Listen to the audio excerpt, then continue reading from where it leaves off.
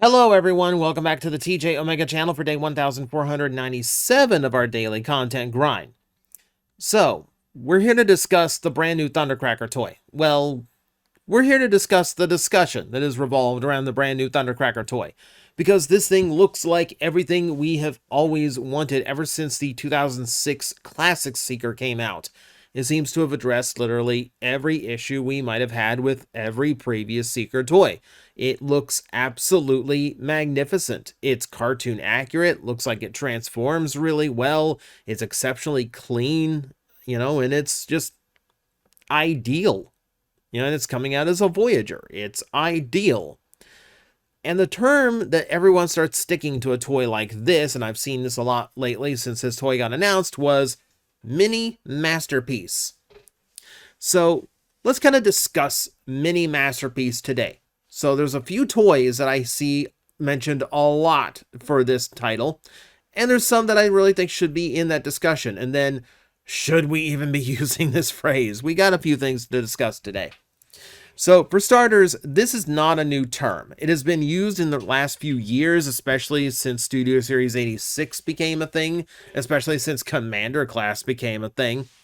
But really, we've been using this for over 2 decades. I remember this being the idea, this term. The idea existed all the way back in Vinyl Tech and alternators. Back then, Masterpiece was completely new. We just had that really nice Optimus Prime, the MP01, and the name alone promising that there would be more of these Masterpiece Transformers. Well, released a little bit later, late that same year, we got Vinyl Tech and alternators. And that really did feel like a miniature masterpiece by comparison. It seemed to be, close enough scale between Optimus and what at the time were mostly standard Autobot cars. They had similar ideals behind the side, like Vinyl Tech having die-cast parts and very high articulation levels while still using classic characters, but it also seemed to go back to the old school mindset of Transformers in using licensed vehicles and making said vehicles as accurate as possible. So yeah, we kind of viewed it that way for a while, because remember, early Masterpiece stuff didn't have like an entire toy line in mind.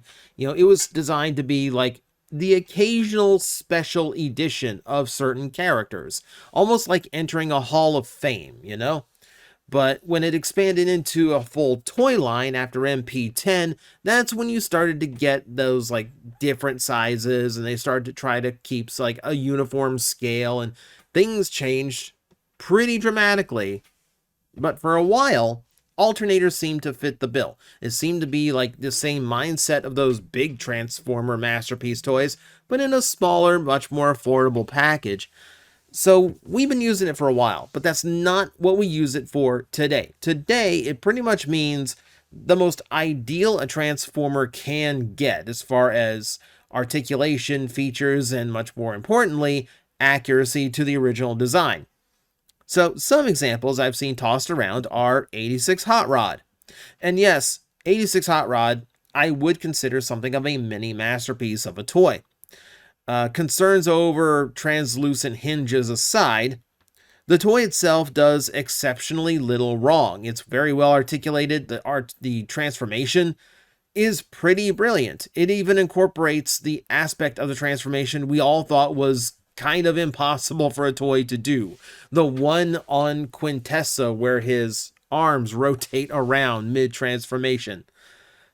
He's doing a lot. And then on top of just all the accessories he comes with, he feels like you do get everything a Masterpiece has in its box. That kind of constitutes mini Masterpiece. Really, the only thing I can see it doing wrong is the fact that like one of its hinges in vehicle mode is done up in its yellow color, which doesn't look good. And it's literally the only flaw I can find to the toy, really. The truth is, it does Hot Rod better than even the Masterpiece did. Masterpiece Hot Rod relies on a ton of not part forming, but like shell forming. There's a massive backpack of shell in order to accommodate that robot mode. Well, you don't need it now. They figured that out. Yeah, brilliant little toy. But that also means we talk about other Studio Series 86 figures like Grimlock. And Grimlock really is Mini Masterpiece because he basically transforms the same as Masterpiece Grimlock. And that's because Masterpiece Grimlock mostly transforms like G1 Grimlock. We kind of just figured out that is the best way to get a T-Rex into a robot, and we're just kind of sticking to it, you know? But it's also doing a lot of really cool functions. You know, tucking the tail away in the legs is a really smooth engineering feat. You know, and just proportionally engineering wise, we got one at the toy shop recently. Hang on. Jeez, we got one recently at the toy shop. Mine's been in a shelf so long, I just kind of forgot, you know, how good this thing is. So getting it again in hand and being able to mess with it briefly is like, oh yeah, like that's Mini Masterpiece because it's literally doing everything that the original did. It's show accurate. It's, you know, ideal. It's perfect. You know, it's super clean too. But if we bring him into the discussion, do we bring all the Dinobots into discussion? Because none of them really do anything wrong engineering wise, maybe outside of the QC issues with loose joints from time to time.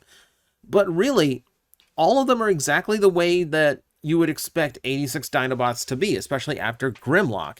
They all have these interesting transformation tricks. They all have really good looking dino modes, really good looking robot modes, you know, and they have great transformations. Like, they really are just spot on what you would want out of just 5 Dinobot toys. You know, like to the point where like I would actually prefer the 86 lineup over even some like third-party Dinobot stuff. Mostly because third-party Dinobots tend to be overly complicated to do basically what Hasbro and Takara accomplished with these 5. So, yeah, I don't really think this is a question. Like, all of them are Masterpiece-esque to a level. Let's get some others into this discussion. Like I said, Commander has been a great price point for talking about Mini Masterpiece. What about Jetfire?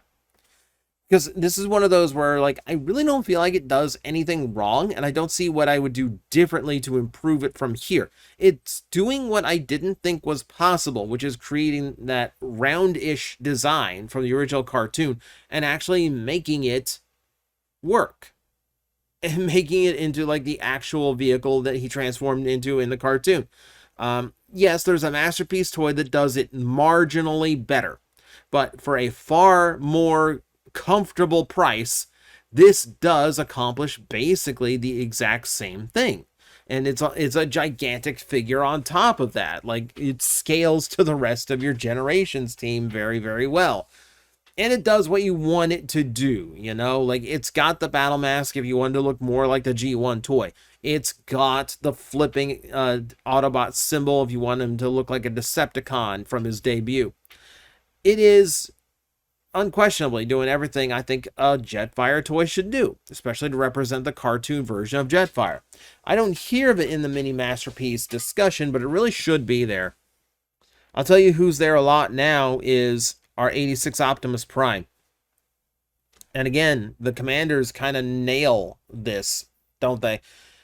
It's a fantastic toy, right? So it's a super complex engineering system. It does borrow from a Masterpiece. There is some Convoy 3.0 tricks in this toy, specifically like parts of the cab hiding in the legs.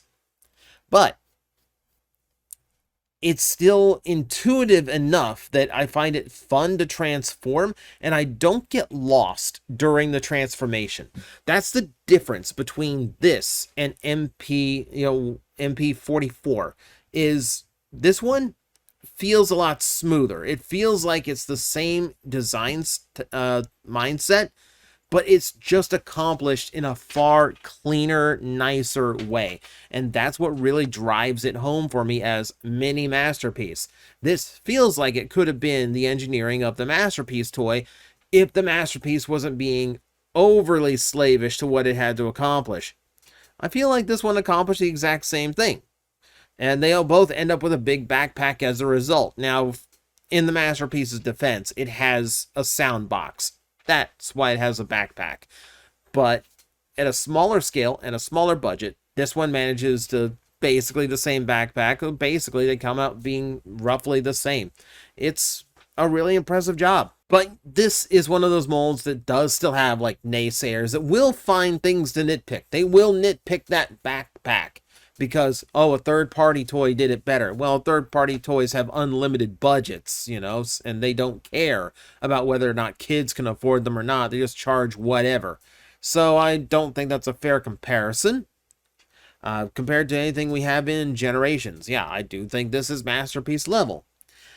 But, granted, room for improvement. That's a thing, is that like there's a lot of these that you could almost include as a mini masterpiece, but it's just missing that one little thing, right? I'm missing just a little bit of on this Bumblebee.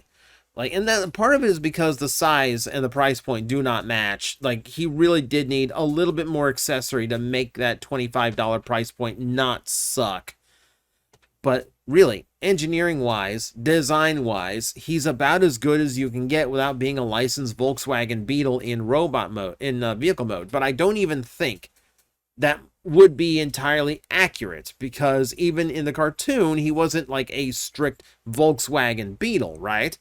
So, I don't know. It's like this like little blend of everything. It's trying. It does end up with a backpack, but I don't think you're going to avoid that with a toy this size. It's just going to have to be what it is. But it is an exceptionally good, well-designed toy. You know, and then with a little bit more cleanup. Like, I think it's just a little bit short of being that mini masterpiece level.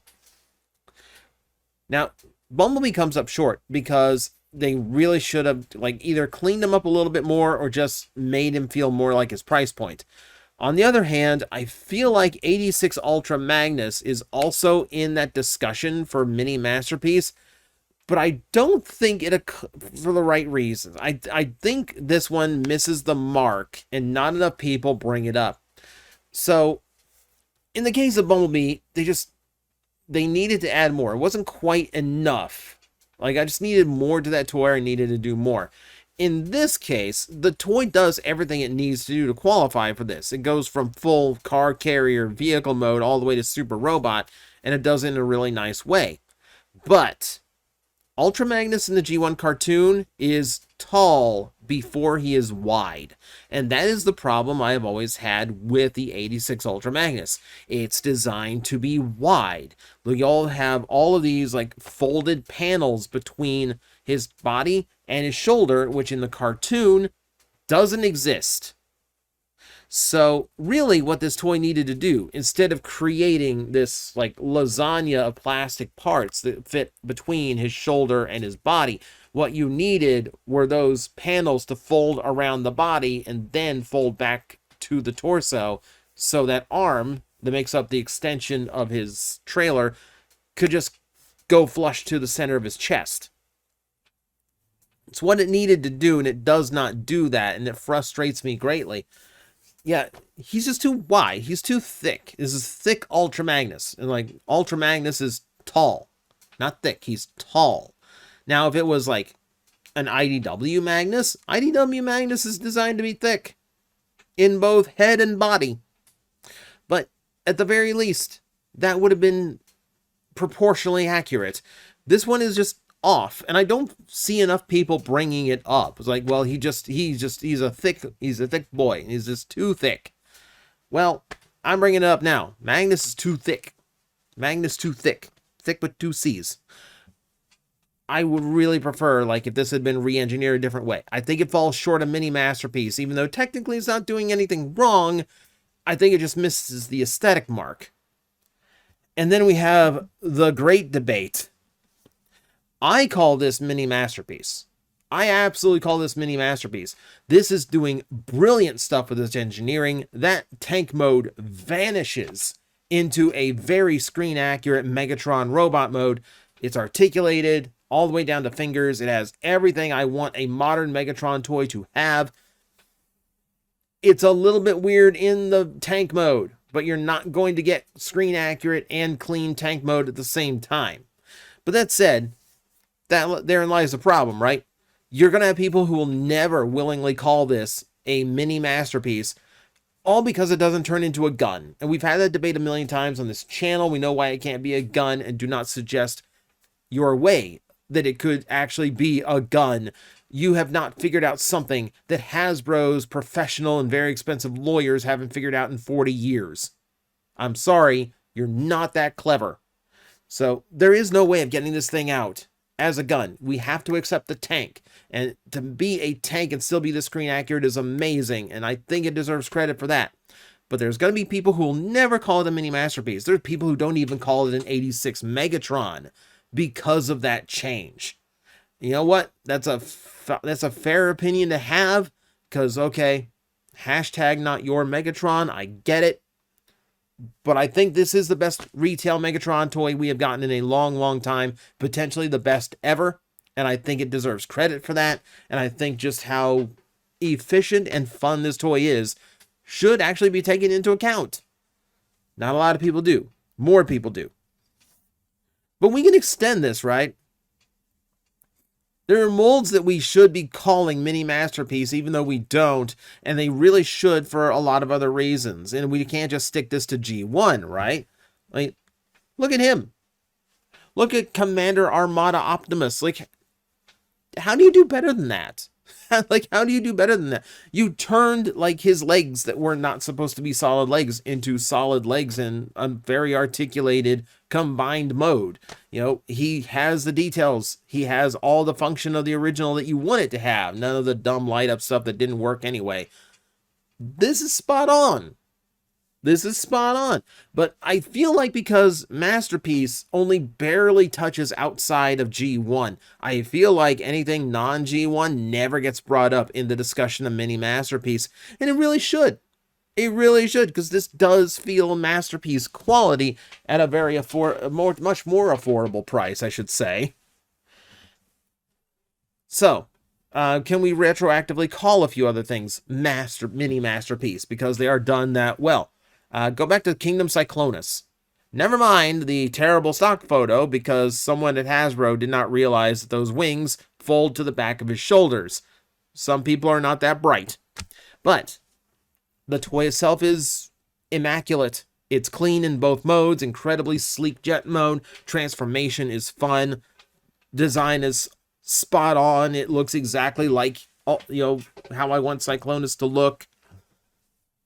I don't see how you improve it. Like, proportionally, maybe, like, there's a few minor changes to make, but anything I feel like you can criticize on the toy like this is almost nitpicky. Like, it's almost things that do not affect the toy whatsoever. You know, I don't need perfect articulation. I don't need articulated hands. I don't need, like, double-jointed elbows. You know, all I want, be good articulation, be accurate to the cartoon, and be clean in your transformation and your overall look. And that's what it takes for a mini masterpiece. I think he qualifies. It's a fantastic toy. It's near perfect for the character. Also near perfect, can we talk about the first edition Prime Optimus? Like, seriously? Like, they did so many incarnations of Optimus Prime from that cartoon. I don't think any of them came close to the first edition. This is a near perfect toy. I would call this like near perfect, especially like the fact that it's like the first toy they did of that design, and it's that good. And again, transformation incredibly smooth, robot mode very clean, very accurate to the show. If you were to masterpiece that Prime, you would take this design and you would just clean it up a little bit, you know? You just change a few things to be a little bit more show accurate, change up the proportions a little bit. But for the most part, that's your roadmap, right? Like, if they did masterpiece that Prime of all Primes, I feel like it would come out similar to this. It would just be a little bit more refined. You know, I think that for the first outing for that toy line, for that franchise of Transformers, I think is incredibly impressive. And I do think that deserves that title.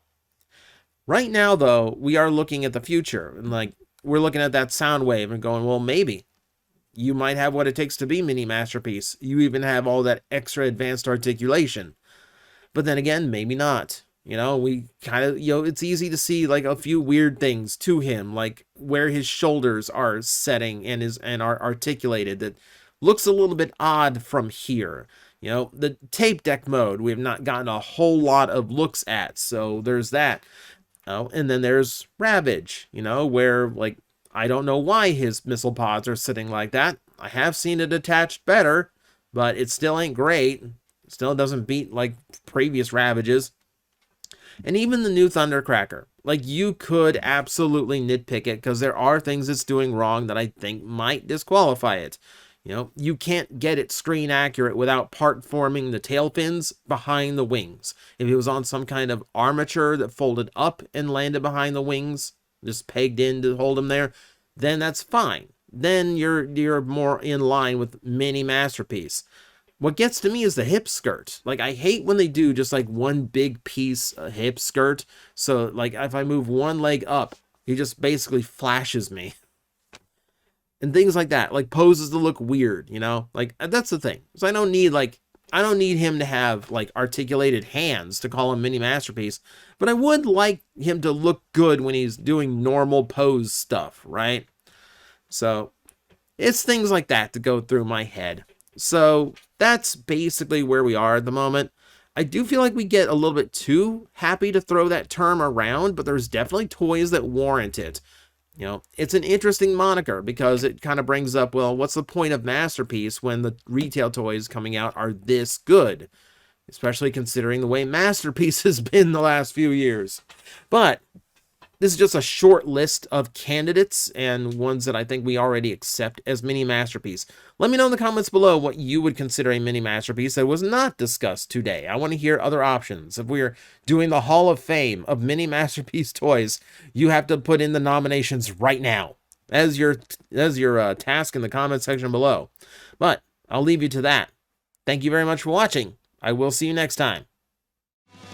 Hello everyone, I am Astral Agent Magnetar, a Tokusatsu VTuber, and I am streaming 4 times a week over on Twitch, Monday, Tuesday, and Wednesday afternoons, and a special late night one on late Friday/early Saturday.